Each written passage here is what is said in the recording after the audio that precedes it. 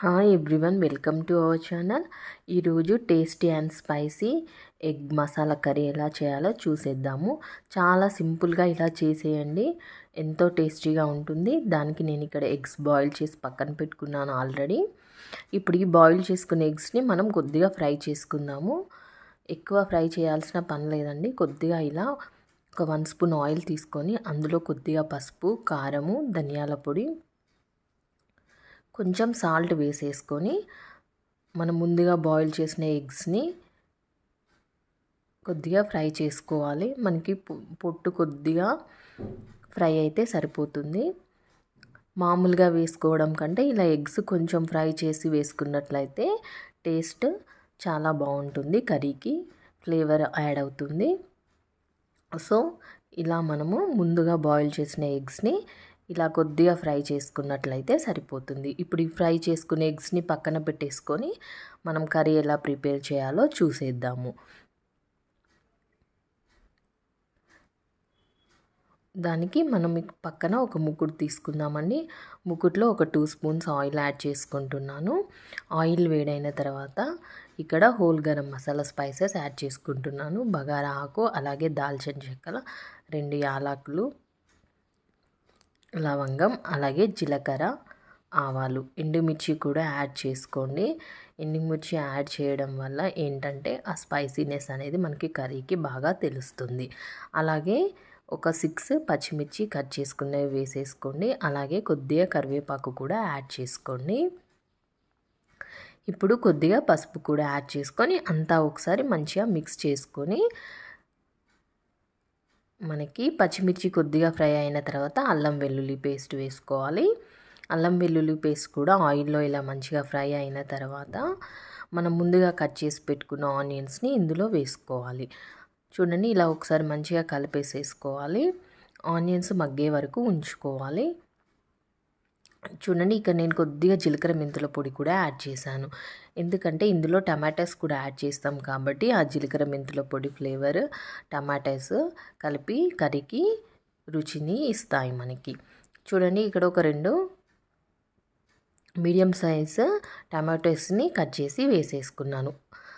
అంతా కలిపి మూత పెట్టేసుకొని టమాటోస్ కూడా మగ్గేంత వరకు ఇలా ఒకసారి మగ్గించుకుంటే సరిపోతుంది. చూడండి, టమాటోస్ కూడా మగ్గాయి కదా. ఇప్పుడు తగినంత కారము, మీ టేస్ట్కి తగినట్టుగా కారం యాడ్ చేసుకోండి. నేను ఇక్కడ ఆల్రెడీ పచ్చిమిర్చి యాడ్ చేశాను కాబట్టి 2 టేబుల్ స్పూన్ల కారంని యాడ్ చేశాను. అలాగే 1 స్పూన్ ధనియాల పొడి, అలాగే 1 స్పూన్ సాల్ట్ని కూడా యాడ్ చేశాను. అలాగే కొద్దిగా గరం మసాలా యాడ్ చేశానండి.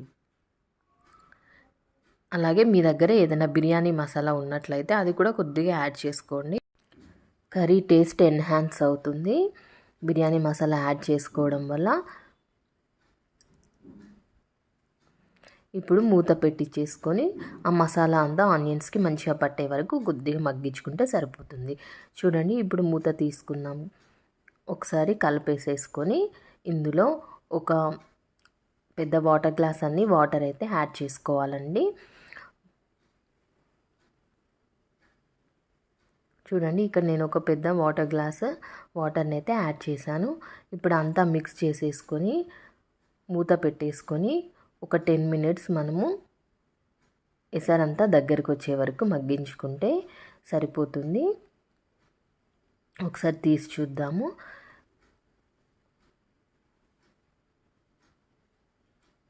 ఇప్పుడు కొద్దిగా కసూరి మేతి కూడా యాడ్ చేసుకోండి. చూడండి, ఇప్పుడు మనం ముందుగా బాయిల్ చేసి పెట్టుకునే ఎగ్స్ని కూడా ఇందులో వేసేసి మరి కొద్దిసేపు స్టవ్ మీద ఉంచేసుకుంటే ఎంతో టేస్టీ అండ్ ఏమీ ఎగ్ మసాలా కర్రీ రెడీ అయినట్టే అండి. మనం చపాతీలోకి కానీ, అన్నంలోకి కానీ, వెజ్ పలావ్, అలాగే బగారా రైస్లోకి కూడా చక్కగా తీసుకోవచ్చు. ఎంతో టేస్టీగా ఉంటుంది. మనం ఇంట్లోనే ఇలా చక్కగా హెల్తీగా ప్రిపేర్ చేసుకొని తినేసేయవచ్చు. పిల్లలు కూడా ఇష్టంగా తినేస్తారు.